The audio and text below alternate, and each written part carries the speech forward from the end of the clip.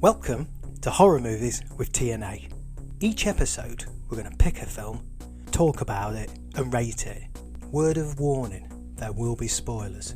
This week, we're talking about In Fabric, what feels like a collaboration between Dario Argento and Mike Leigh. This 2018 Peter Strickland movie gives us Suspiria in a clothes store. We said that previous episodes had it all. That was a lie. They were shit. This is the episode that all self-respecting horror fans need to hear. Every so often you go like Metal Mickey. Oh, do I? We could. That tastes like when shit goes bad. It's horrible. Right. Concentrate. Well, Either that, I've made it up. I don't fucking know. Right, listen. This is the 2018 film In Fabric. I've got a few facts about Peter Strickland, the director. Have we started? Go on then. Good luck with this. Editing this shit. Obviously, I couldn't believe Barbarian Sound Studio. 2012, that was. 8 years ago. 2012 seems very recent anything 2000 or even 1990s, I think that's just last week. When we went into lockdown, that was 2012, and we're still. That's the fact. This is being taped. Do you like that? This is being taped while we're in lockdown, just so you understand. So if you listen to this in many years' time, because it'll be a proper snapshot in history, won't it? Snapshot of history, and it'll be something that people look back on and think this was pure liquid gold. Liquid gold. I haven't really got any facts on it, other than the executive producer on this is Ben Wheatley. Kill List. Yes, I did notice that. Sightseers. Did you look at what other film he was executive producer on? The masterpiece that is Greasy Strangler as well, which I didn't know. What, Ben Wheatley was on that, was he? He's down as a producer. If you had to describe this, it's not a horror film as such. I'm trying to think. Is there horror bits in it? Probably one bit. The rest of it, I think a lot of people would probably hate it. I don't know. It might be a bit. I don't know. Right, I'm just going to start. First scene. Straight away, This is going to be appalling. The way, as with Barbarian Sound Studio, he obviously, like the Italian giallo films, that kind of feel to it, straight from the off, doesn't it? Because it has those, like, I think the credits has like stills from things. It does. It looks like an old style trailer they used to do in the 70s, where they just took stills, they had the sound going, and then some music underneath, and then they wouldn't show any. But it also had, which I think is loads better. Yeah, no, it's really good, and it was kind of like black and white stills, but also it still had the soundtrack of Shoppers in the background as well as music, which I thought was really, really good, and the music is ace.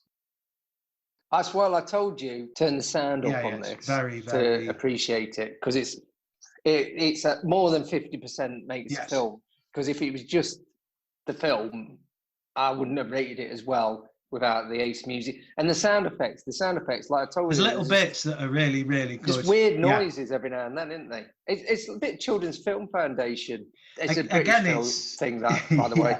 Again, it definitely, if he was trying to evoke that kind of period, it works really well. I mean, I think it's meant to be set in the 80s. It felt a bit earlier than that to me. Well, I think the first story in it is meant to be in the 80s, and the second one's kind of meant to be 10 years later, like in the 90s. Yeah. I think there's a bit of a gap, but because it's kind of split into two different stories. I think it's 70s, 80s, and then it moves to the 90s. But the whole thing... it's very strange that it does that, but I guess we're jumping ahead again. We've not even started. So the music, Caverns of Antimatter did the music. Have they done these previous ones? I'm not sure they've done many soundtrack, but this one is good. Anyway, so it starts with Sheila, this divorcee working in the bank. What's the bank called? Dentley and Sobers. So she's like a bank teller, isn't she? Yeah, she's divorced and she's got a grown-up lad. Vince. She lives with her teenage son, Vince. Yeah, I wrote down he's meant to be a kid at school, but he looks about... He's getting on a bit, you know what I mean? He's probably... Yeah, he's a student and he's doing art, some dodgy art as well as we'll come to. There's just little touches, isn't there? Because when she answers the phone, she reads out her whole phone number as well. Little bits like that. Why anybody ever used to do that, I don't know. But again, it felt like 70s to me, but anyway. So it starts off with the stills and then it switches to showing her with a Lonely Arts ad in the paper. And then I think she receives... When she got home from the bank and she was looking through stuff and there was a picture of a... I don't know if that was meant to be Adonis. There was a picture of like a painting of a guy on a horse, a topless guy on a horse. Did you notice that? I probably did at the time. I mean, you've seen it twice, and I've only seen it once, and it was about a month ago. So I'm looking at my notes now going, you what? Yeah.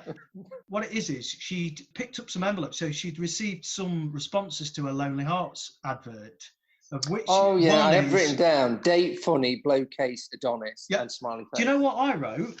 I put Adonis, he's a catch. I just put he's really good. Is he the one with the suitcase? Yeah. Yeah. At one point, when he's responding to her Lonely Hearts, he's put, I've got a few other dates this week, but I can fit you in. Oh, baby. Yeah. But, well, no, the only bit I wanted to say is, go on. when she's sitting there looking at the responses, she looks at the telly and it has the first of the adverts, like quite hypnotic adverts for the store. They're quite good as well. Yeah, again, very 70s, 80s, almost hypnotic. Switches from that to some really good music with the montage of like women in dresses and stuff like that. Before she even goes to the shop as well, there's a bit where she meets Vince's older girlfriend, which she plays quite a big part in the film, where Sheila looks through the keyhole to Vince's bedroom. Can you remember that? Yeah, because that woman, she's out of Game of Thrones, that lady. Oh, is she?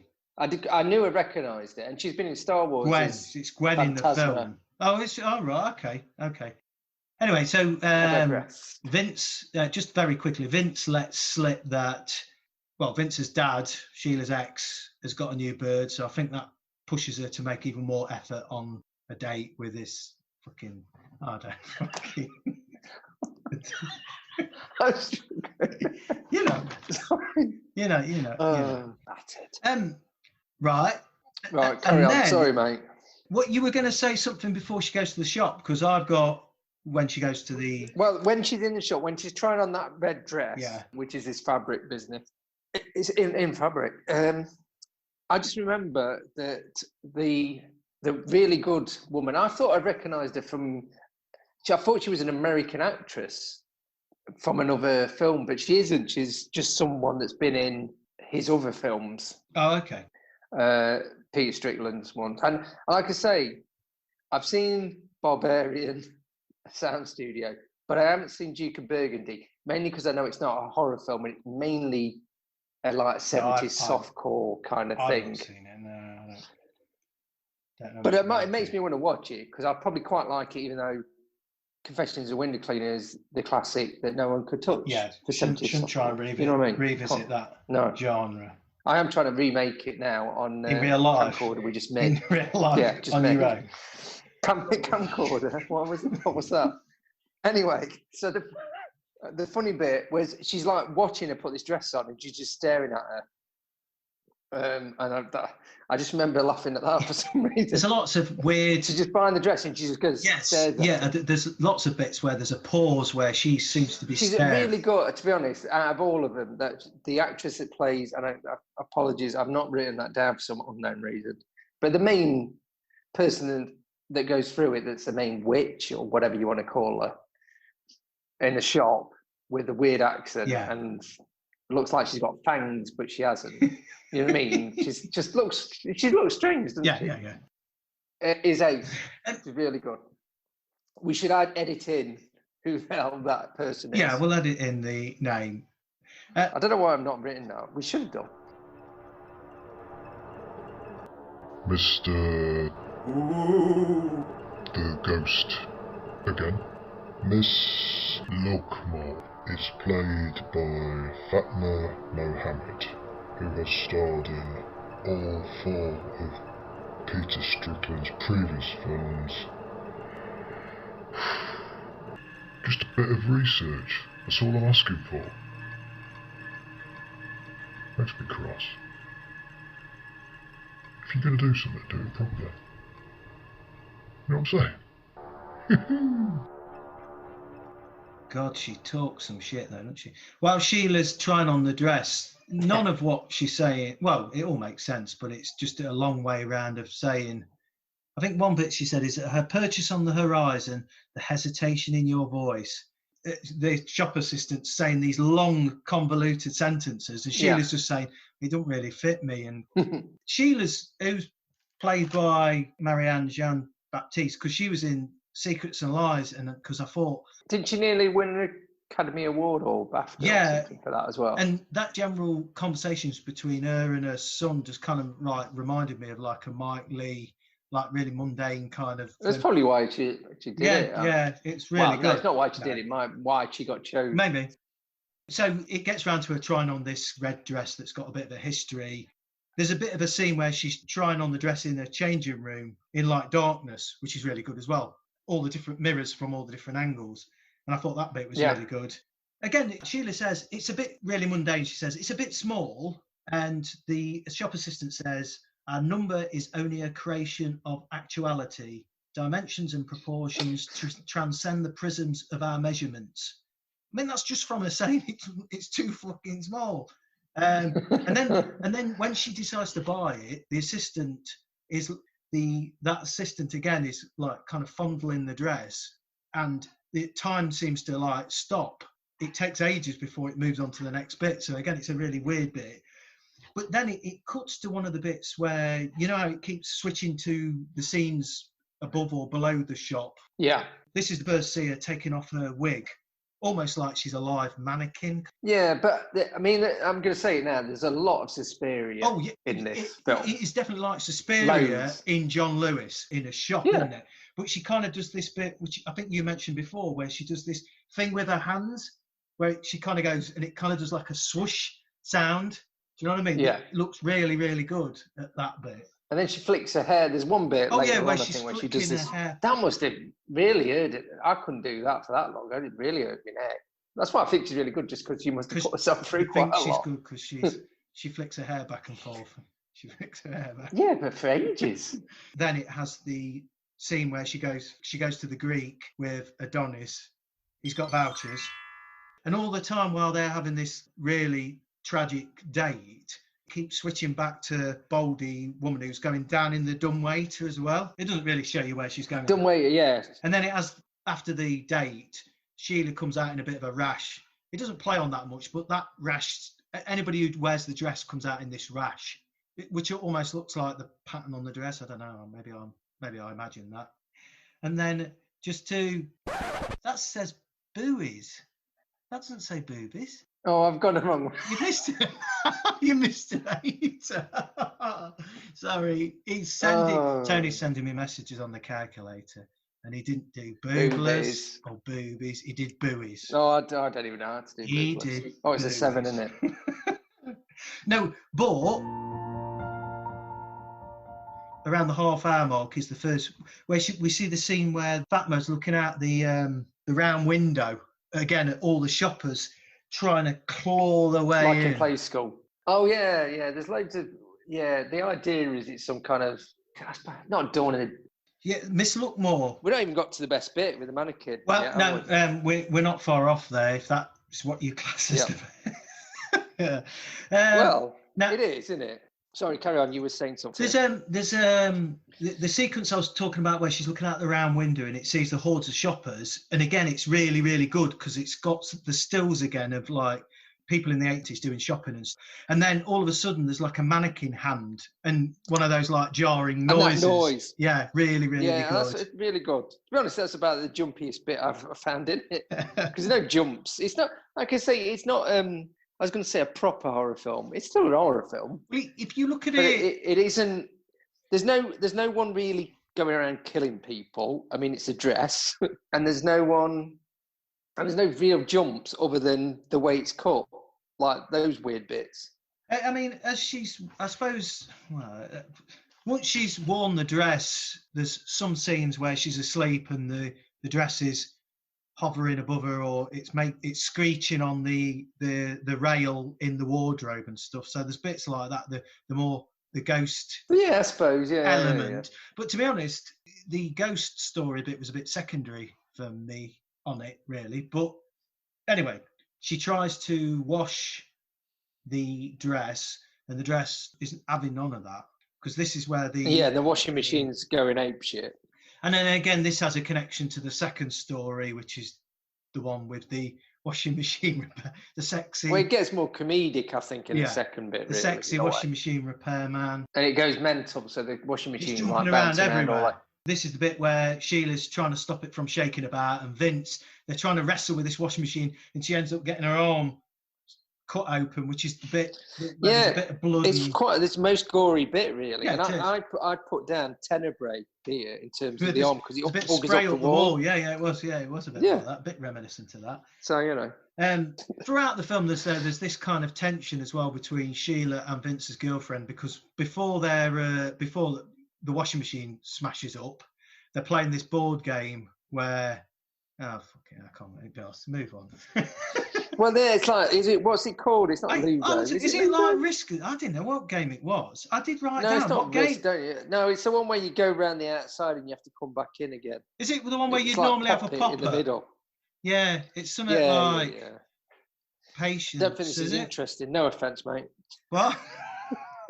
No, I just think it was like playing. You're going to cut this bit out. Yeah. I just thought it was playing a bit on the relationship between Sheila and Gwen. To be honest, there's a few like that bit's okay. Is it? But it went on a bit. The main bit I was thinking with that is he's playing on it's a 70s game, so and I was thinking just get on with it. There's some really good music again, but then we switched back to the shop. I wrote down the ritual they were doing. So they were so this is the bit where the shop assistants are all. Step one is to fondle the mannequin. Yeah, so they undress a mannequin, don't they? So you think, oh, fair enough. You've got to do that. Then lay it down. Yeah, they lay it down, wipe it down with a sponge.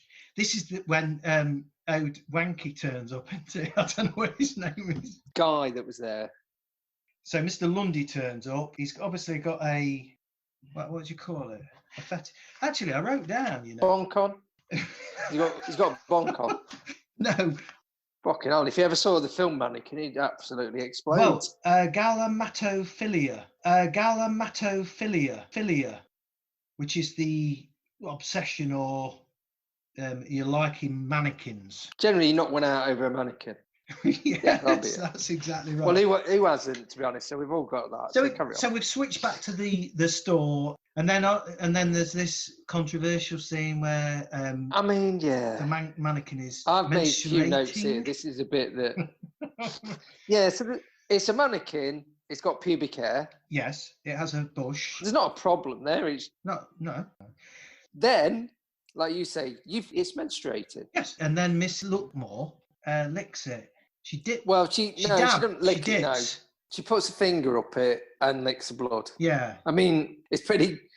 Yes, and then she licks her finger. Yeah. And however we're describing it, it's probably more graphic than what we're seeing in a way. So, and this culminates in Mr. Lundy, Wanky, reaching that's the climax of the scene. Yes, and that, like I say, I did rewind this bit because I wasn't sure what was happening. So there's a blank bit of screen, and he throws his muck across the screen in slow motion. You see it go across the screen in slow motion. Interestingly, maybe we shouldn't elaborate on it too much. No, interesting. You got it now, are you? Well, interestingly, I say it 3 times in the hope that it is interesting. I read a very brief snippet where Peter Strickland, when he made the film, he wanted to do it so that the ejaculate, is that the word?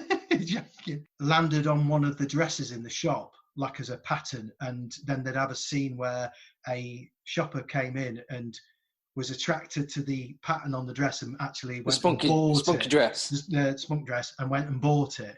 But he never got around. Whether that would have added an extra mark out of 10, I do not know. It's not for me to say.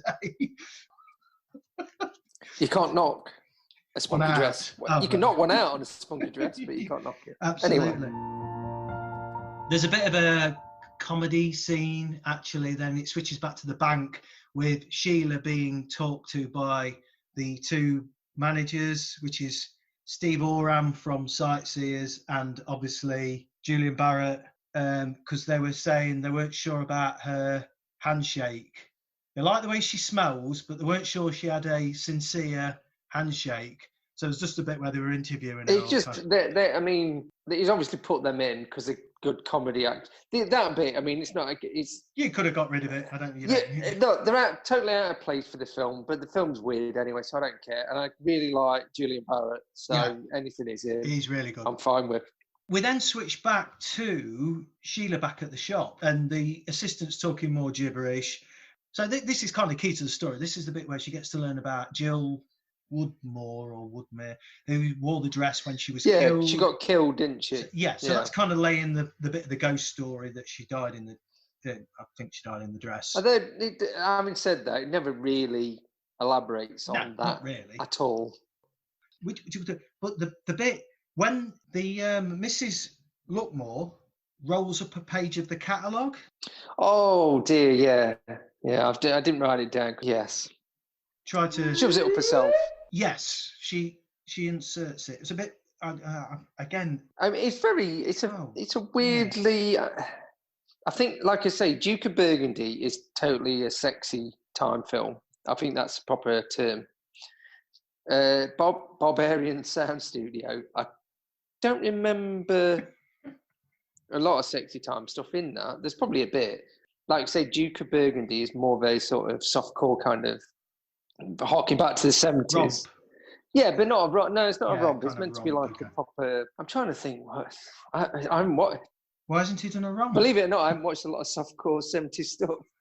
But like a romantic 70s kind of softcore thing. Like Emmanuel, maybe. There like you on go. The bus, Emmanuel is like one of them. Like on the buses. No. But Emmanuel's not British. But the equivalent, British equivalent of Emmanuel, that kind of. From that. Meant to be nice, but it's a bit fruity. All right. But Barbarian Sound Studio, I don't remember that being that fruity. That's Barry Norman for you, isn't it? Anyway, sorry. And then we switch back to Sheila, and she's going through Vince's bedroom, and that's when she finds. First of all, she finds a pair of knickers with Vince's face on them.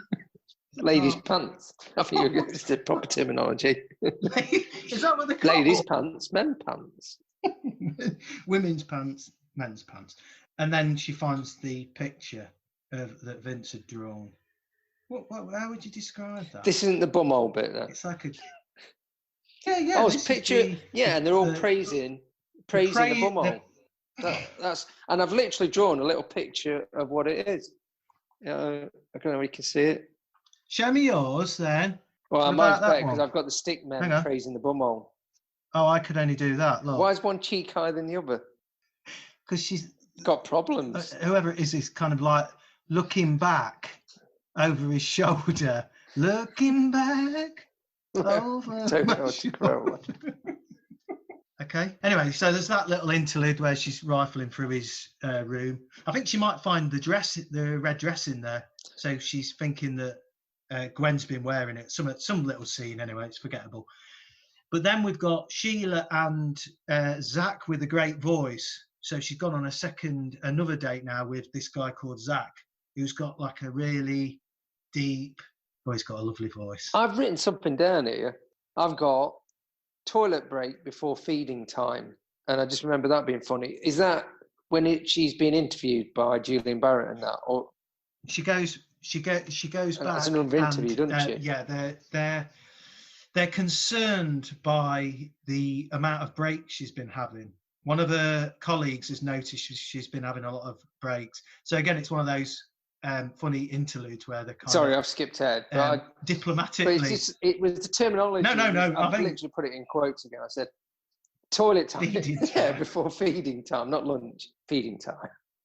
Anyway, sorry, carry on, mate. I've gone off on one again. Well, while Zach, while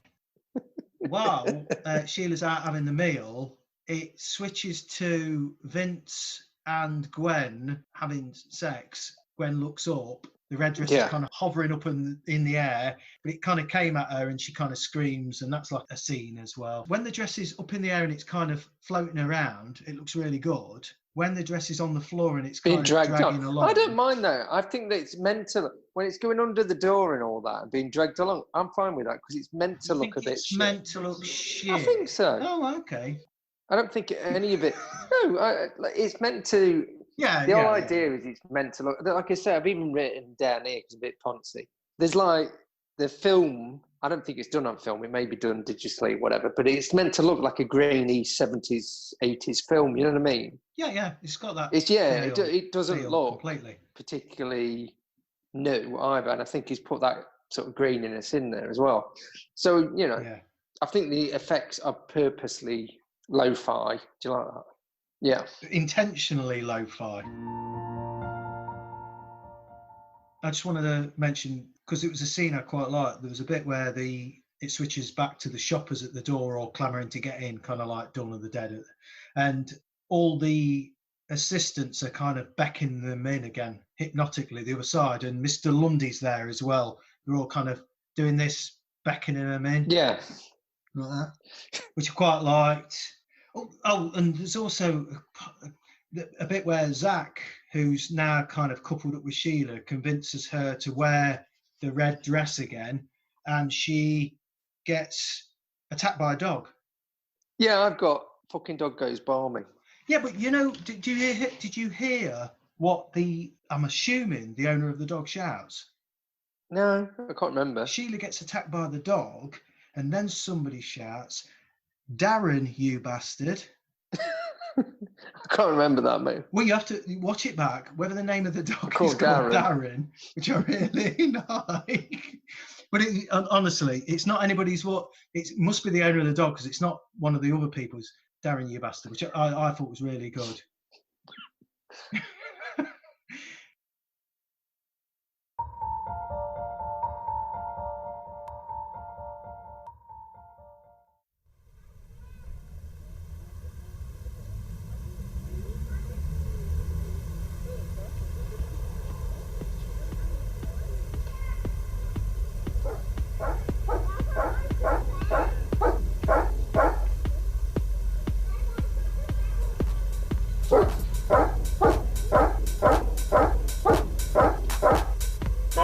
You bastard, Darren!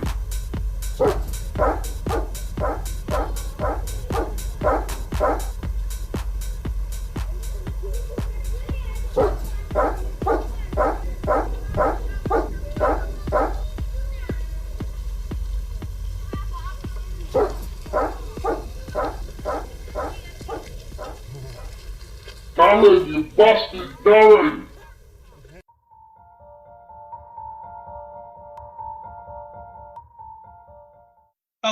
Actually, and that's the bit where we then switch to the scene where they're whipping their hair backwards and forwards, which is really good, which we already mentioned. Are we at the bit where big spoilers about what happens to Sheila? Because I was surprised, to be honest. But then I thought, because it was almost like 2/3 of the way through, I thought, is that pretty much the end then?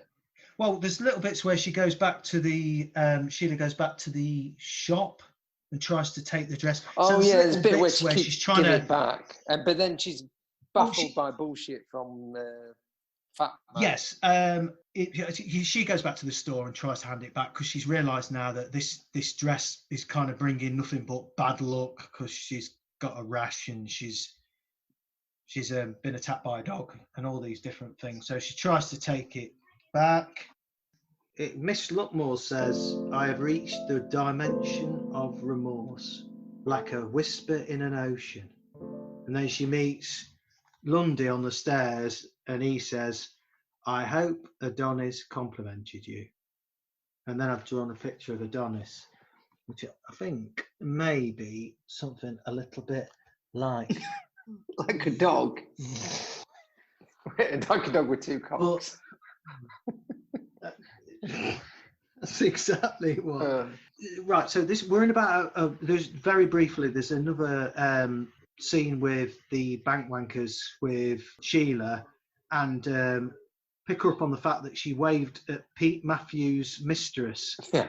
They ask Sheila if she's okay, and she goes into this long story about. She tells how she had a dream, how she was close to her mother. It goes on for a while, where she's explained she was close to her mother, and she had an obsession with this dress that she put on or something. These are the notes I've made. Listen, I got on everyone's race. I stand off my mother's corpse. I went off a cliff. What colour was the bus? Is what I've written. Oh, is that what they asked? What colour was the bus? I think that's what she was saying. I don't. God knows. She's just telling the story how she has it. She had this dream anyway. Okay. Well. Okay. Do you want to wipe that out of your memory? Do what you want with that. I don't remember that scene. I know they pop up in the next bit as well, don't they? And they've not aged or anything.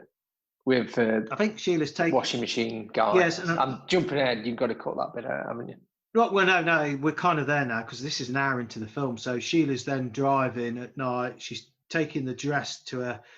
Well, this is the bit I thought from the story. She was taking the dress to try and get rid of it because it's nothing but bad luck to a charity shop. She seems to be driving at night, so I'm not sure I got that quite right. There's not a lot that makes sense in the film, though, so trying to give it some logic. But again, it's back to Suspiria Inferno. Makes no bleeding sense, just really good film. Yes. She sees a mannequin at the side of the road, and then I think it's in the road, and then I just wrote crash.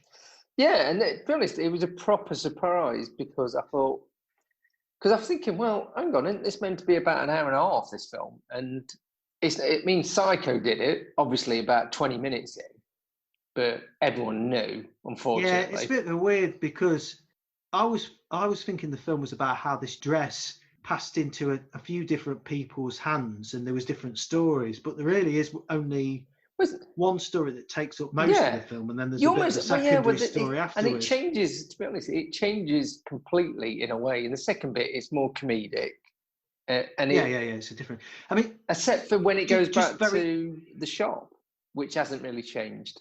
It's an unusual. It's an unusual film. Timeless. Well, so Sheila's. She comes out the window. That's done really well, and you think crawls out, and the dress is kind of fluttering in the trees, which is really good. And then it goes back to the shop staff, kind of beckoning. There's a bit where Vince is in bed. I don't know. He's playing with himself, and he's ignoring the phone, which is, I think, it's meant to be Sheila ringing him or something. Well, when she's and it's recorded on an answer machine. And Vince kind of ignores it because he's busy in bed. So that kind of, and there ends that portion of the film. And Sheila's. And then it sort of, there's no real transition. It just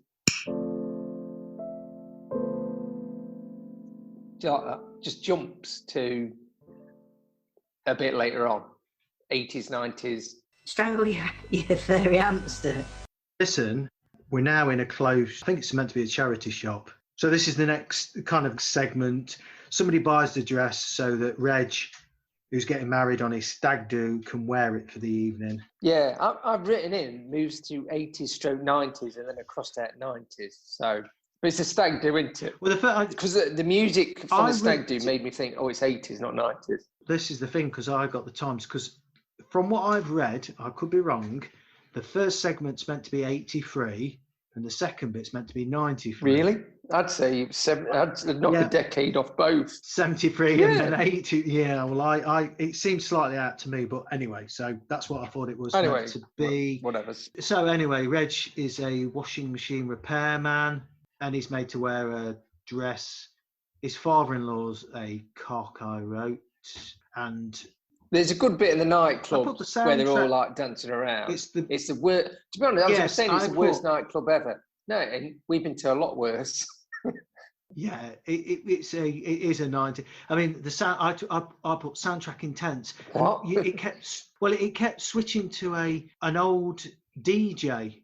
Yes, I think I did that. Yeah, nightclub, old bloke looking, left, right. And then I put changes, music changes as well. Brilliant. It's like going like that, isn't it? Really good, yeah. I'm showing you now on this video. It's kind of moving, and it's an hour and 13 minutes in, old man DJ. That's what I put, and I put good. I'm glad you put old man Really DJ, good. not BJ.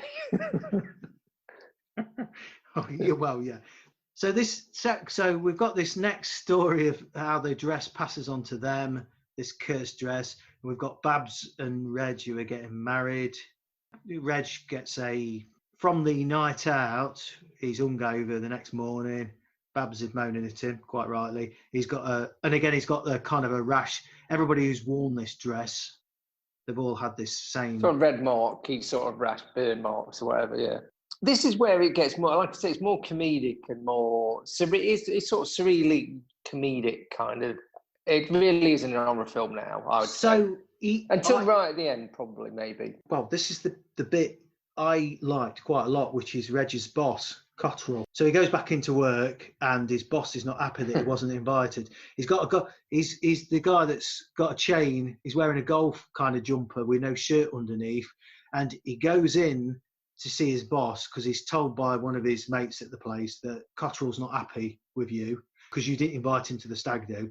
And he goes in there, this boss who's staring at him for ages, and then it's just a long silence. It doesn't speak, and then it switches to something else, which is really good. He's the best thing in the film. 12 out of 10.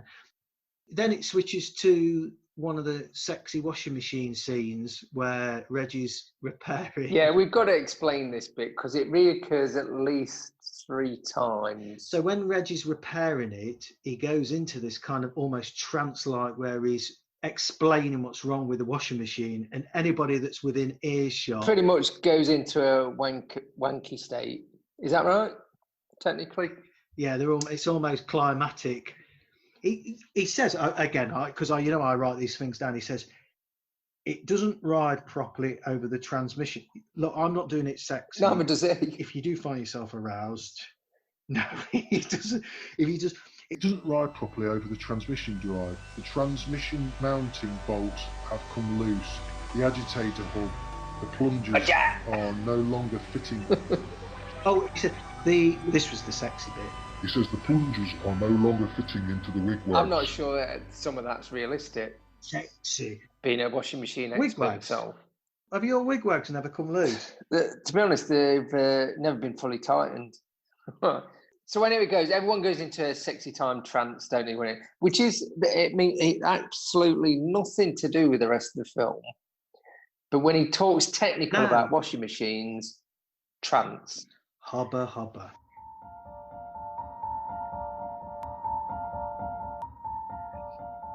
It has a few different. It keeps switching back to showing the kind of the dress hovering and different things like that. And then Babs ends up wearing the dress as well. Babs is his missus, isn't it? Yes. The guy that's the stag do. By the way, everyone, it feels like we're not explaining this very well. This is pretty much the film. And it doesn't make a lot of sense. Yes, there's not a lot of sense in the film. That's one of the things that's a positive. It's mainly the look and sound of it that's a good bit. It's the look and feel of it, which you can probably say about Dario Argento's films, isn't it? Yeah, the dialogue is a waste of freaking time. It does. It's no offense. I mean, could you quote any? I know you could quote. Do it then. Quote some dialogue from Dario Argento's film. Wonder we. Deep Red. Damn stupid game. The arm wrestling scene. Yeah, of course. We've gone back to, there's a few different stills of Shoppers again, so all that really good stuff with a really good soundtrack. And then Babs goes back to the shop. Oh, there's a scene in the shop where there's this old woman who's shoplifting and they've wrestled her to the ground. Is it kind of in the backgroundy bit, or have I... I mean, is this leading anywhere, Mr. Roberts? Because I'm struggling.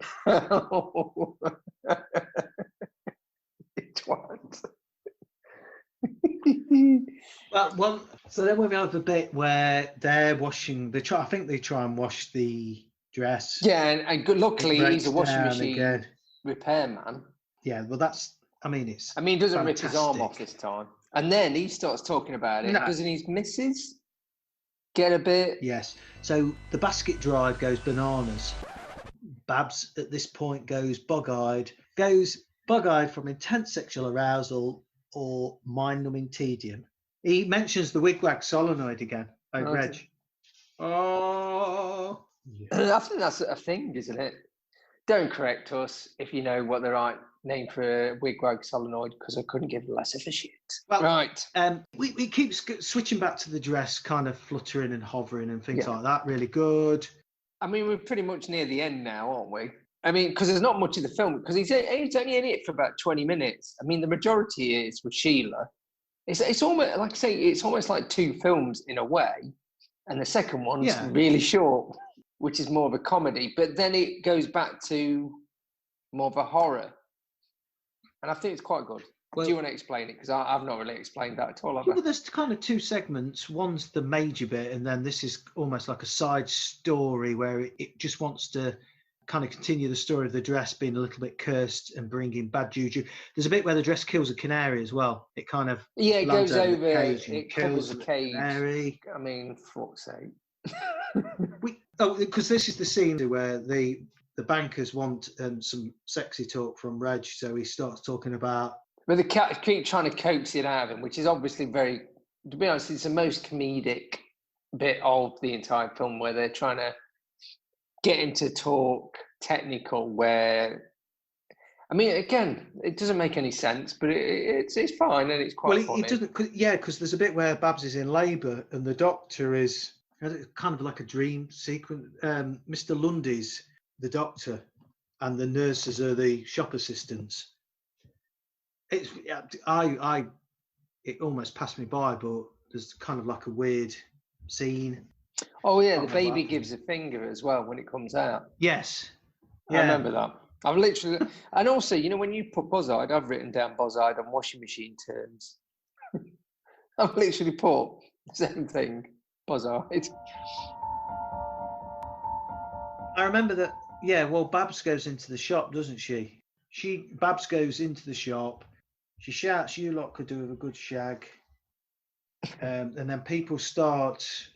She's trying to get rid of the dress, though, isn't she? Is that right? Yeah, she's trying to take it. Yeah, she's trying to take it back.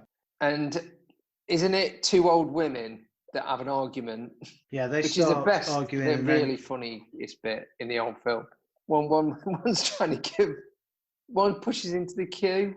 Yeah, and the other one, and it's two old women that look really nice. They start fighting because one's pushed in front of the other one. Yeah, no, but before they start fighting, escalates. They're just talking and going, "Oh, excuse me, you pushing this kid." But then one of the old women just gobs in the face. Yeah, and that was really good. I thought that's ace. And then somehow it gets to the point where the whole place sets on fire, doesn't it? Again, Inferno-ish. All the shoppers go crazy. The place is starting to burn down. Then we switch to Reg watching TV. Oh yeah, doesn't he go into I believe it's called a gourmet state. The technical term is gormlessly watching TV. The shop assistants go into the dumb waiter, so it kind of shows them. Not all of them. She does that. Sorry, do you mean assistant? Yes. Sorry. Fatima. Let's look more. And there's Reg, Sheila, and Babs all working away. Yeah, you know what that reminded me of? So as it goes down, you see the floors, and they're all trapped in this purgatory of. That's good, isn't it? Purgatory of making the next dress. It reminds me of I've never seen it since, but I must look on YouTube sometime. The telephone box where. That bloke, the Italian one, the guy that gets stuck in the telephone box, and he can't get out, and he gets. Well, I don't want to spoil that because it's a great short film. It's about 40 minutes. It is, yeah. It scared the flying fuck out of me when I was a kid, and I don't think I've seen it since because I don't really want to ruin it because I know it won't be anywhere near as good as I remember. I've ruined it for anyone else to watch it now. Apparently, But when I watched it as a kid, it put me off. But it reminded me, Spoilers. anyway, the old point of what I was rambling on about, it reminded me of that where they're all stuck in purgatory. And They're there. Yes, no, yeah, it's a really good film, actually.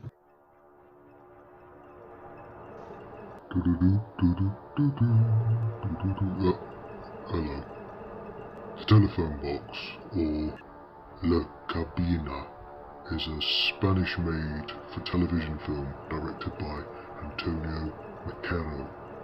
This 1972 35-minute short film tells of a man who becomes trapped in the telephone box and despite all attempts cannot escape or be freed. There you go.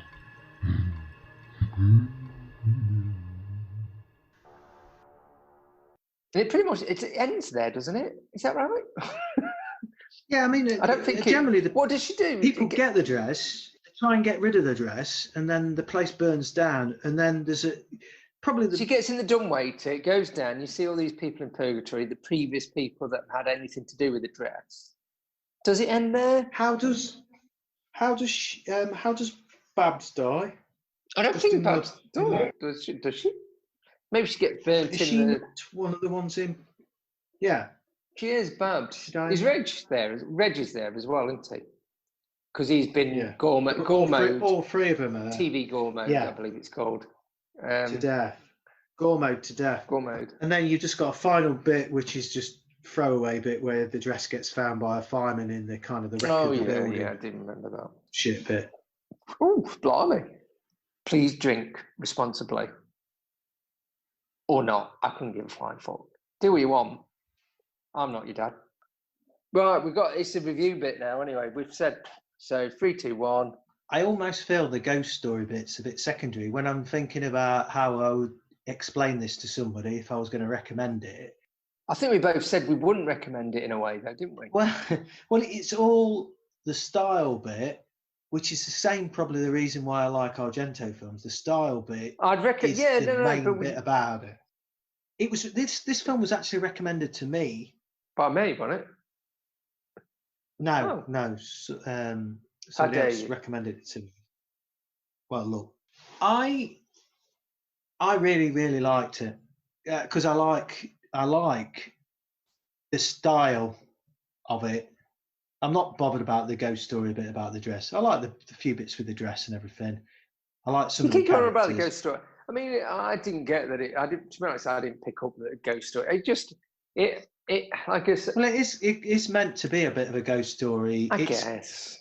Whenever I've read anything about this, it talks about the ghost story bit, and that's why I liked it. I'm giving it 8 out of 10. Ooh, blimey! Is that the highest one you've given? I think, isn't it? Yeah, because I really like it. I'm not too sure about the bit with the mannequin. But 8. Yeah. No, a bit. Well, that didn't make it, but that was. I did like that bit. If we're gonna I'm gonna go back to that. It was fucking weird, that bit. I'd never seen anything like that before. The trouble with a pair of us, we're quite jaded, aren't we? We've seen a lot of horror films, and I don't mean jaded in. We've seen lots of horrendous horror films. No, we've watched a lot of stuff. But I'm jaded. Yeah, I mean jaded in the way that we're a bit poncy. Oh, we've seen a lot of shit, and I've never seen a mensurating mannequin. No, and that's it. So I'm I just want to see something different for fucking change. That's the best way of putting it. Anyway, so you give it 8. So what have I said? I like that it surprised me with the main character dying. That did surprise me because I did think, okay, like I thought it was going to be the dress and it'd be different characters. And went, well, I'm an hour into it, so it's obviously not going to do that. Then suddenly it just killed her off out of nowhere. I mean, it did feel like poor old Sheila. Did feel like 2 films stitched together with bits on the ends, but I don't mind that. I don't mind it being all over the place. Fine. Sound design, ace, bro. So I wasn't going to give it as much as you. I was going to give it about 7, but I'm probably going to give it 8 as well, just for that. because it was that good. Yeah, I liked it. Ace. I just thought it was really good, and it almost made the film. To be quite honest, without that, it probably would have been half as good. I probably would have given it about 6 or something. That's not half as good, but you know what I mean. So yeah, so 8 for me. Really good. That's it. Bye. Right.